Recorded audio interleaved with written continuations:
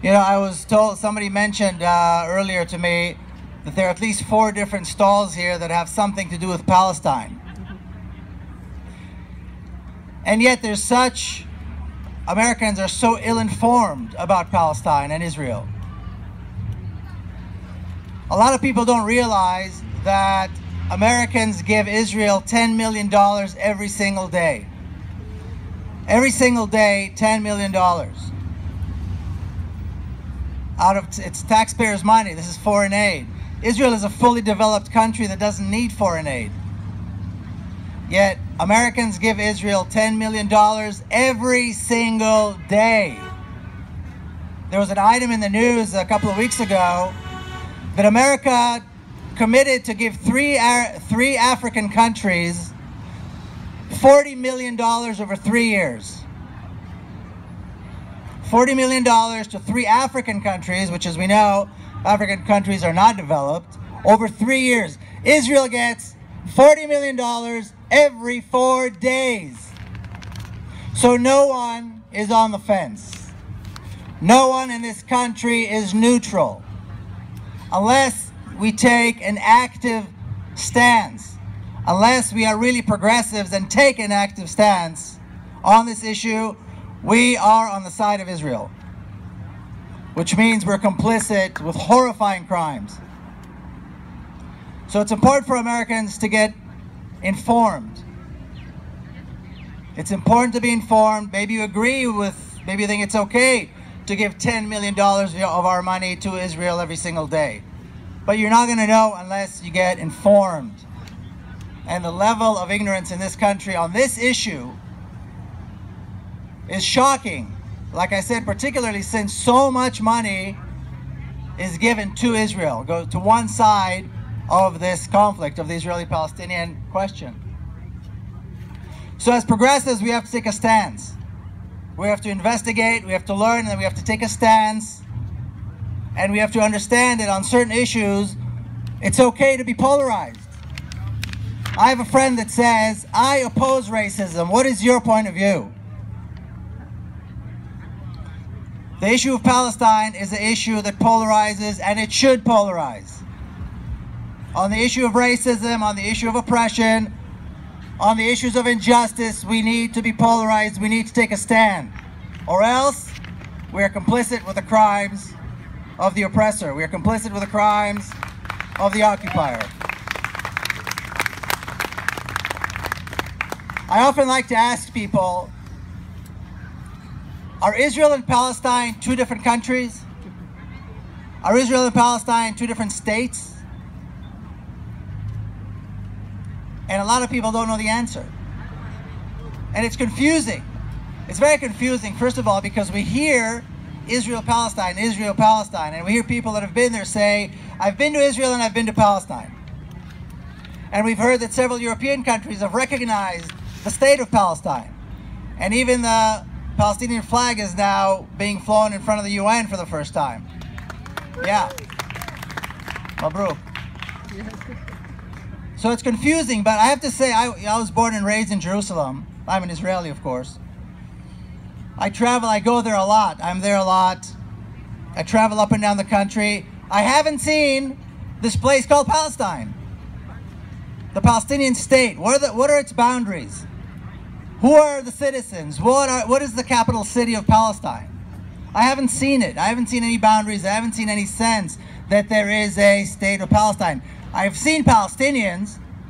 I've seen Palestinians throughout the entire country. But everywhere I go, it's Israel. There's one government, that's the Israeli government. There's one army, that's the Israeli army. And we've also heard that there have been peace talks going on for several decades now. Well, peace talks means there are 2 countries at war, 2 armies at war.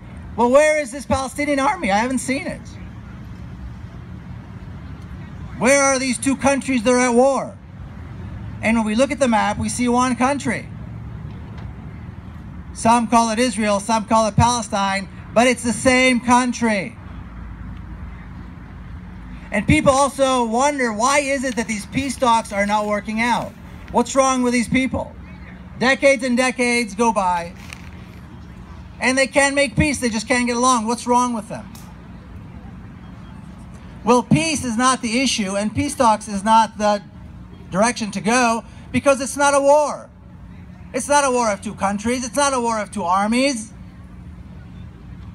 The issue of Palestine is the issue of occupation, oppression, and racism. That is the issue of Palestine. And if we want to see an end to the conflict in Palestine, we need to look for a way to resist the oppression, to resist the occupation, and seek justice. Once the resistance is successful, once justice is achieved, we will see peace. And this is true everywhere. We saw the signs, I'm sure many of you saw the signs, from Ferguson to Palestine, no justice, no peace. There will be no peace unless there is justice. The issue of Palestine is the issue of values. It's not a political issue. You either accept colonialist, racist regimes, or you oppose them. If you accept them, then you can accept the state of Israel. If you oppose them, then you have to reject the state of Israel. It's a polarizing issue, and you have to take a stand. We cannot have it both ways. Now, people always seek to find the common denominator. Now, people also want to find out how this began, because if we understand how it began, we might understand how to resolve this. And I would say it's fair to claim that the reason there's a conflict in Palestine has everything to do with colonialism and racism that were brought to Palestine from Europe, just like in many other places around the world. So in Israel, they talk about this thing called the Balfour Declaration. You may have heard of the Balfour Declaration. They treat it in Israel as though it is one of the 10 Commandments. The Balfour Declaration. Every street in Israel has a Balfour Street. I mean, every city has a Balfour Street. And the Balfour Declaration was a declaration made by Lord Balfour, who was the Foreign Secretary of Great Britain, to a Jewish millionaire by the name of Rothschild, whereby the British government promises to allow for a Jewish homeland to be established in Palestine. Neither one of these two people lived in Palestine or had anything to do with Palestine. Basically, one white racist offering another white racist a country that belongs to somebody else. But since it was a country of non-Europeans, it didn't matter. This was the way the world was run. Then several decades later, we have this issue, this partition plan that the United Nations came up with, which says we'll give a part to the Palestinians, a part to the Arabs, a part to the Jews, and all will be well. But they came up with this absurd plan that gives the majority, the larger portion of the country, to the Jewish community. Now, many people don't know this, but in 1947-48, when this plan, or when this resolution was passed, there was a very small Jewish community in Palestine. This was mostly my grandparents' generation who immigrated, came to colonize, and my parents who were born there. That was a generation, about 500,000 people. You see, many people think that the Holocaust survivors, this was several years after the Holocaust, that Holocaust survivors all went to Palestine, all went to Israel. This is not true. The vast majority of Holocaust survivors rejected Israel. Only a very small fraction of Holocaust survivors actually went to Israel. And then many of them, after a while, left as well for all kinds of reasons. So this was a very small community of mostly immigrants who just came off the boat, basically, and their children. The indigenous native Palestinian population was 3 times as many, over 1.5 million people. And they were allocated the smaller part of the country.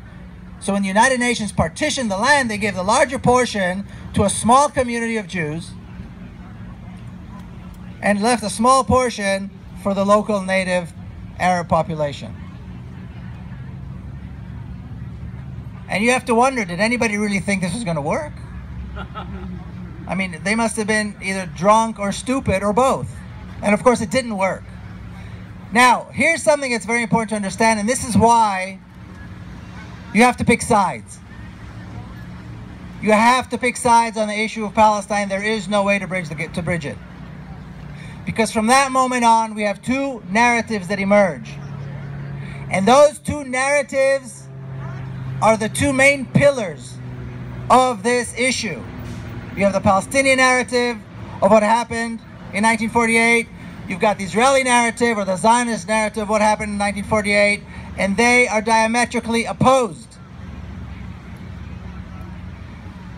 Not only are they opposed, but the actual identity, what it means to be an Israeli, is directly connected to that narrative.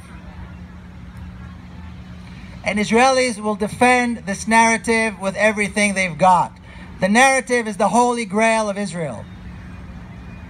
Because this narrative is the justification, is what provides the legitimacy for the existence of the State of Israel. Now, being an Israeli, that was the narrative I learned, and of course in America that's the narrative that is taught as well, which says that in 1947, after the United Nations passed this resolution and basically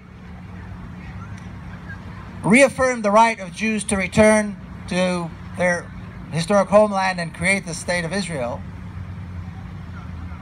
the Arabs attacked the Jewish population in an attempt to kill and destroy them, just like the Nazis did before them and many others did before them. Thankfully, because we, the new Jews, we the Israelis, we're the descendants of King David who defeated Goliath, and we're the descendants of the Maccabees who defeated great empires, we were able to defeat these Arabs. And we conquered the land. And we established a state for the Jewish people in their historic homeland once again after 2,000 years. You tell me if this doesn't sound like a whole new chapter in the Old Testament. This is so heroic. It is so romantic. How can you possibly argue with such a powerful, powerful narrative? We learn it in our churches. We learn it in schools. We learn it in synagogues. This is the narrative. And it sits very well with people who like to read the Bible literally.